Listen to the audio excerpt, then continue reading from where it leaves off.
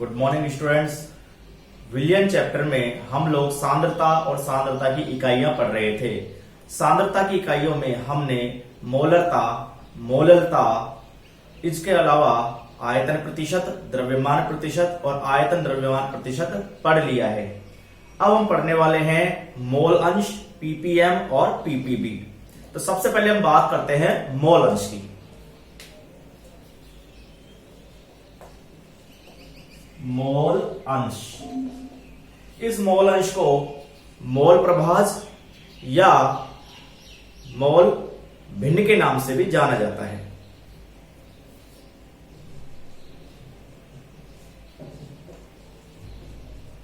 मोल प्रभाज या मोल भिन्न। देखिए होता क्या है, हम पहले उदाहरण समझते हैं, उदाहरण से फिर परिभाषा पर आएंगे। हमने क्या किया, हमारे पास एक विलयन में विलेय उपस्थित है और साथ में विलायक उपस्थित है। इन दोनों को मिलाकर हमने क्या बनाया, विलयन। अब माना इस विलयन में विलेय पदार्थ का तो 1 मोल उपस्थित है और विलायक का 2 मोल उपस्थित है। फिर से सुनो, हमने क्या किया, एक विलयन बनाया। इस विलयन में 1 मोल तो लिया हमने विलेय पदार्थ का और 2 मोल लिया हमने विलायक के, और इनको मिलाकर हमने क्या बना लिया, एक विलयन बना लिया। अब इस विलयन में विलेय का मोल अंश कितना है और विलायक का मोल अंश कितना है, इस हम इस प्रकार समझेंगे। कुल मोल कितना हुआ, विलयन का कुल मोल कितना हुआ,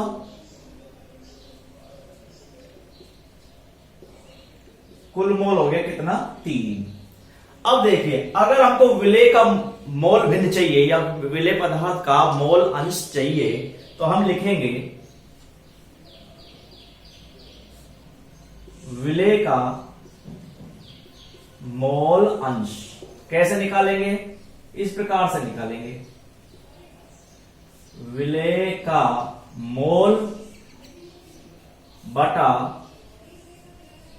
कुल मोल या विलयन के कुल मोल। विलेय पदार्थ का अगर हमको मोल अंश निकालना है तो विलेय के मोल को तो ऊपर लिखेंगे और विलयन में जो टोटल मोल है, विलयन में जो विलेय, विलायक या और भी अगर घटक उपस्थित है, उन सबके जो मोल की जो संख्या है, उनका जो टोटल है, उसको कहां रखेंगे, नीचे रखेंगे। ये जो रेशो आएगा, ये जो अनुपात आएगा, ये कहलाएगा विलेय पदार्थ का मोल अंश। अगर हम विलायक की बात करेंगे तो विलायक का मोल तो ऊपर आ जाएगा और विलयन का कुल मोल नीचे आ जाएगा। तो यहां विलेय का मोल कितना है, 1 मोल भुला हुआ है, और कुल मोल कितना है, 3। तो विलेय का मोल अंश आ गया या विलेय का मोल भिन्न आ गई 1/3। तो परिभाषा की तरफ चलते हैं। परिभाषा है क्या, परिभाषा ये है कि विलयन में किसी घटक की मोल भिन्न, यहां विलयन में 2 घटक है, विलेय और विलायक, तो विलयन में किसी घटक की मोल भिन्न उस घटक के मोल और विलयन के कुल मोलों का अनुपात होती है। फिर से सुनो, विलयन में किसी घटक की मोल भिन्न उस घटक के मोल और विलयन के कुल मोलों का अनुपात होती है। जैसा हमने इसका निकाला, अगर इसी के आधार पर हम विलायक की मोल भिन्न निकाले, इसी में विलायक की मोल भिन्न कैसे निकालेंगे, विलायक के मोल ऊपर आ जाएंगे और कुल मोल नीचे आ जाएंगे। फॉर्मूला हो जाएगा विलायक के मोल बटा कुल मोल। देखिए, विलायक का मोल कितना उपस्थित है, 2, और कुल मोल कितना है, 3। तो इसका जो आंसर आएगा वो आ जाएगा 2/3। तो मेरे हिसाब से आप इसकी परिभाषा और इसका जो कंसेप्ट है वो समझ चुके होंगे। परिभाषा क्या हुई, कि विलयन में किसी घटक की मोल भिन्न या मोल अंश उस घटक का मोल और विलयन के कुल मोलों का अनुपात होता है। परिभाषा लिखता हूं मैं।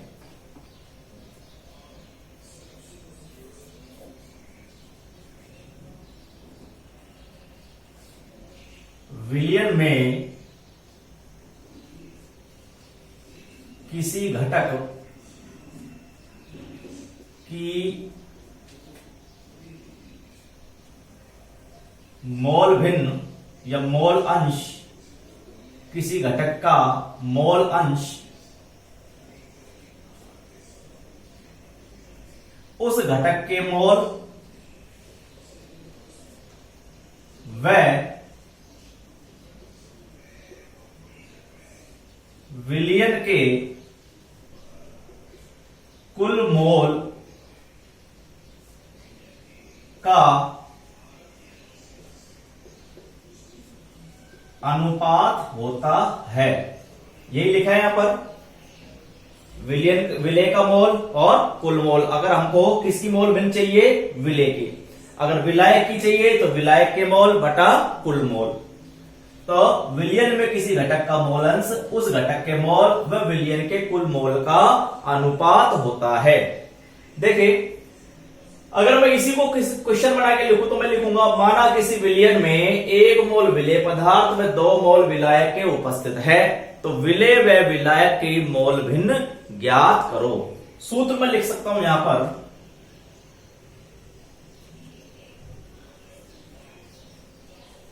किसी घटक का मोल अंश क्या आ जाएगा, घटक के मोल बटा कुल मोल। ये इसका क्या हो गया, सूत्र। एक छोटा सा उदाहरण हम करते हैं।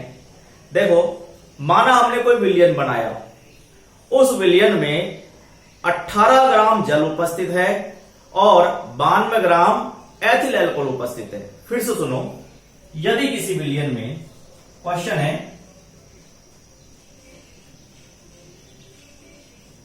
यदि किसी विलयन में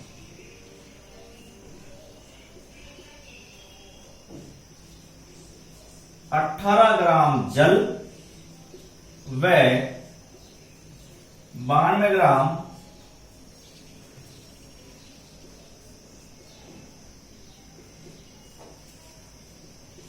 एथिल अल्कोहल घुला हुआ है, यह उपस्थित है,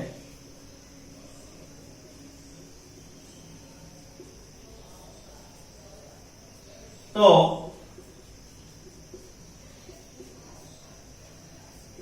दोनों की मोल भिन्न या मोल अंश ज्ञात करो। यह हमारा क्वेश्चन हो गया। अब यहां पर हमको विलेय और विलायक या जो भी घटक उपस्थित है उनके मोल नहीं दे रखे, उनकी हमको मात्रा दे रखी है, उनका भार दे रखा है। तो सबसे पहले हम इनके मोलों की संख्या निकालेंगे, और मोल की संख्या, मोल निकालने का जो फॉर्मूला होता है वो होता है दिए गए घटक का भार बटा उसका अणुभार। तो देखिए, जल का अणुभार होता है, जल का अणुभार कितना होता है, 18 ग्राम। तो जल का जो मोल होगा वो कितना होगा,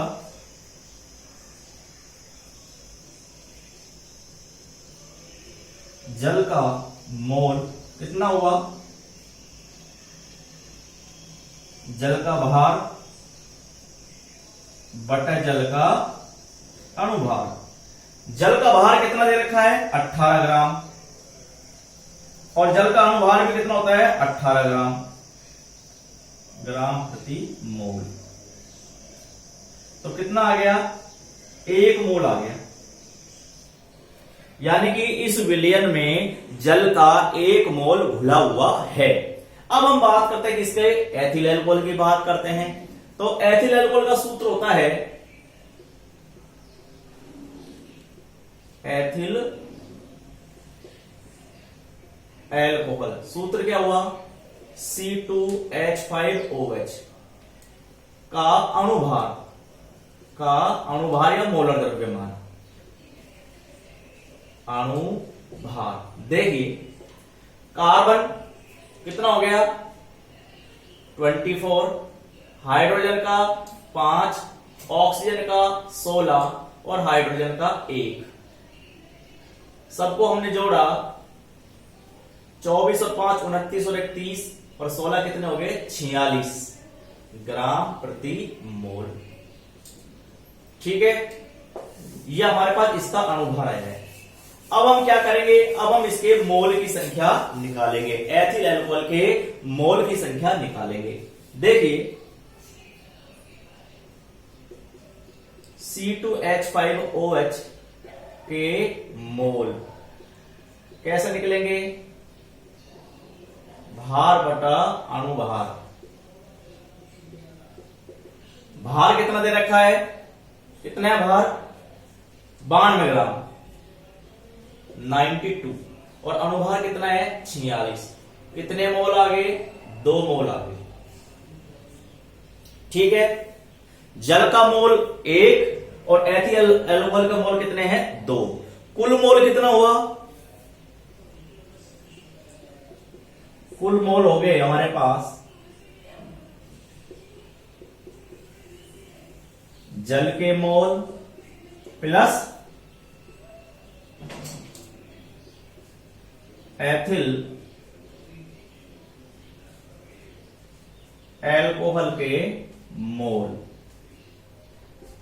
अर्थात एक जल का मोल कितना था 1, एथिल अल्कोहल के कितने मोल आए हमारे पास 2, टोटल कितना हो गए 3, कुल मोल कितना हो गया 3। अब हमको प्रत्येक घटक का मोल अंश निकालना है, तो निकाला हमने जल का मोल अंश, जल का मोल अंश सूत्र क्या लगेगा, जल के मोल बटा कुल मोल, जल के मोल बटा कुल मोल। तो जल के मोल बटा कुल मोल, जल के कितने मोल है 1, कुल कितने मोल है 3। ये आ गया हमारे पास जल का मोल अंश। अब हम निकालते हैं एथिल अल्कोहल का मोल अंश। C2H5OH का मोल अंश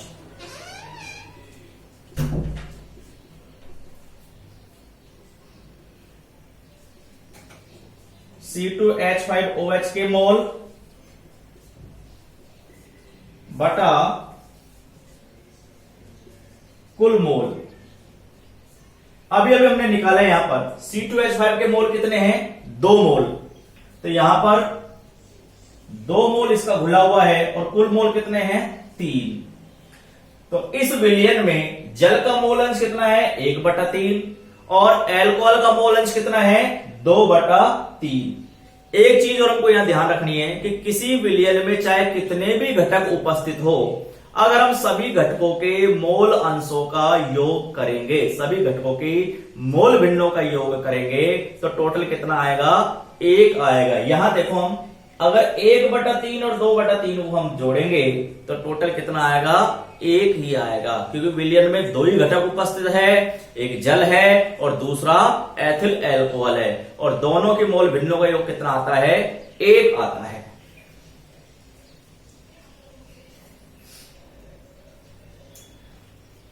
मोल भिन्न को x से व्यक्त करते हैं,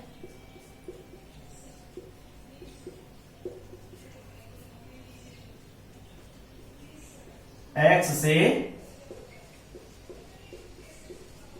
व्यक्त करते हैं और इस पर ताप का कोई प्रभाव नहीं पड़ता है। मोल भिन्न को x से व्यक्त करते हैं और इस पर ताप का कोई प्रभाव नहीं पड़ता है। यदि किसी विलयन में कई घटक उपस्थित हो तो उन सभी घटकों के मोल अंशों का या मोल भिन्नों का जो योग आएगा वो कितना आएगा 1 आएगा। तो ये हमने मोल भिन्न या मोल प्रभाव पढ़ा और उसको ऊपर एक छोटा सा क्वेश्चन किया। ठीक है। इसके बाद में सांद्रता की जो अगली इकाई है वो है ppm और ppb। आप इसको उतार लीजिए या इसका स्क्रीनशॉट ले लीजिए ताकि उतारते समय आपको दिक्कत नहीं आए।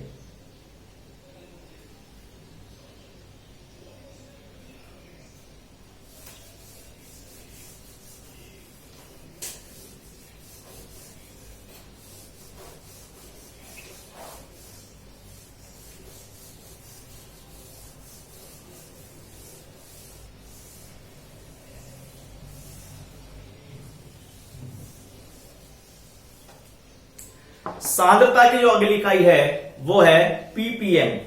ppm पार्ट पर मिलियन और ppb की फुल फॉर्म है पार्ट पर बिलियन। ये दोनों सांद्रता की जो इकाई है वो हमारे बोर्ड के सिलेबस में नहीं है, लेकिन सांद्रता की इकाइयों में इनको शामिल किया जाता है। तो इनकी एक छोटी सी जानकारी हम लोग यहां ले लेते हैं। सबसे पहले लिखा हमने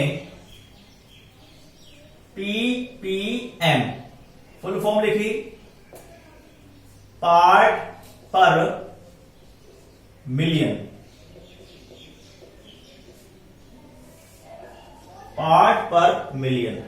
देखिए, जब किसी विलयन में कोई विलेय पदार्थ बहुत कम मात्रा में उपस्थित हो, जब किसी विलयन में कोई विलेय पदार्थ बहुत ही सूक्ष्म मात्रा में, बहुत ही कम मात्रा में उपस्थित हो, घुला हुआ हो, तो उसकी सांद्रता को व्यक्त करने के लिए हम ppm या ppb सांद्रता की जो इकाई है उसका प्रयोग करते हैं। जैसे उदाहरण के तौर पर हम बात करें कि गैस जो होती है वो जल में बहुत अल्प मात्रा में विलेय होती है, तो गैसों की विलेयता को, गैसों की जल में विलेयता को प्रदर्शित करने के लिए इस प्रकार की इकाइयों का प्रयोग किया जाता है। इसी प्रकार हम बात करें, अगर जल में घुले हुए खनिज लवणों की बात करें तो उनकी विलेयता को व्यक्त करने के लिए भी हम ppm और ppb जैसी इकाइयों का प्रयोग करते हैं। तो पहले हम बात करें फिर से, ppm है क्या? पार्ट पर मिलियन। मिलियन का मतलब होता है 10 की घात 6। तो यहां पर विलेय का उस भार भाग की बात करेंगे जो कि विलयन के 10 की घात 6 भार भाग में उपस्थित होता है।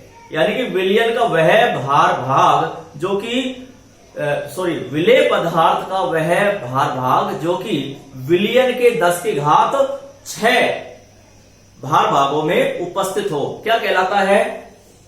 ppm या पार्ट पर मिलियन कहलाता है। लिखता हूं मैं इसकी परिभाषा।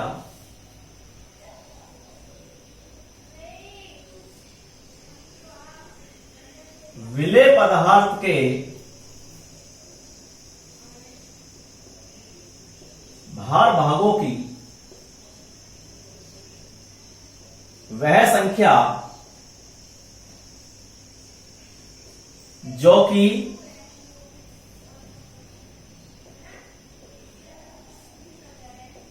विलयन के 10 की घात 6 भार भाग में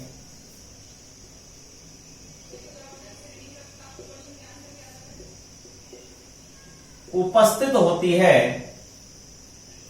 पार्ट पर मिलियन कहलाती है।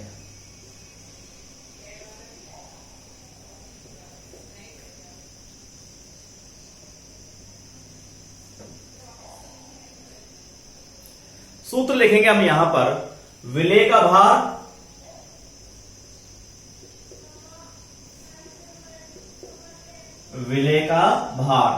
बटा विलयन का भार और गुणा में हो जाएगा 10 की घात 6। किसकी बात करी हमने? ppm की, पार्ट पर मिलियन की बात करी।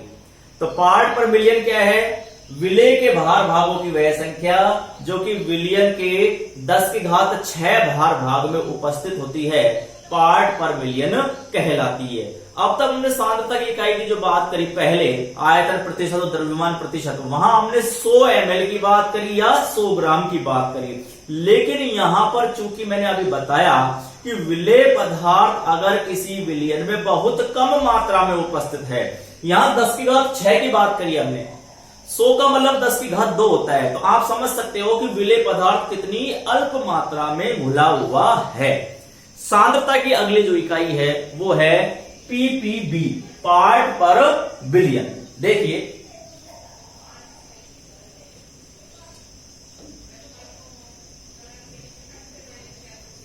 पार्ट पर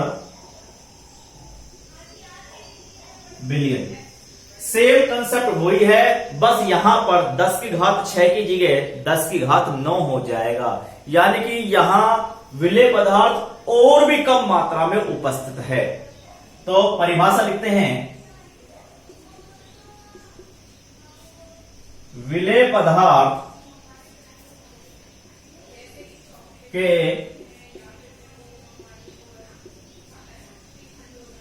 भार भागों की वह संख्या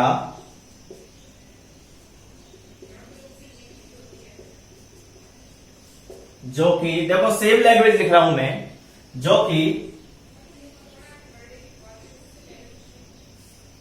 विलियन के 10 की घात 9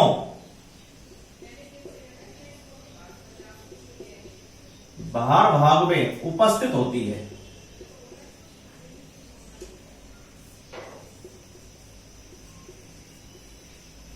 पार्ट पर बिलियन कहलाती है।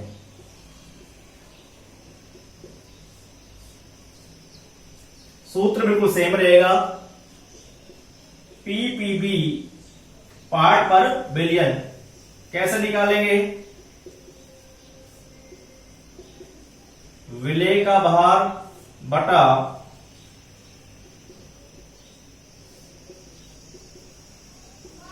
विलियन का भार इंटू 10 की घात 9। इस प्रकार से हमारी सांद्रता की इकाई वाला जो टॉपिक है वो समाप्त हुआ। इसके अलावा नॉर्मलता, फॉर्मलता और भी इकाइयां हैं, लेकिन वो हमारे सिलेबस में नहीं है। मैंने काम की जितनी भी इकाइयां हैं उनके बारे में आपको जानकारी दे दी है। ये भी हमारे सिलेबस में नहीं है, लेकिन छोटी सी जानकारी हमने इसकी यहां पर ले ली है। आप इसका स्क्रीनशॉट ले लो ताकि आप इसको उतार सके।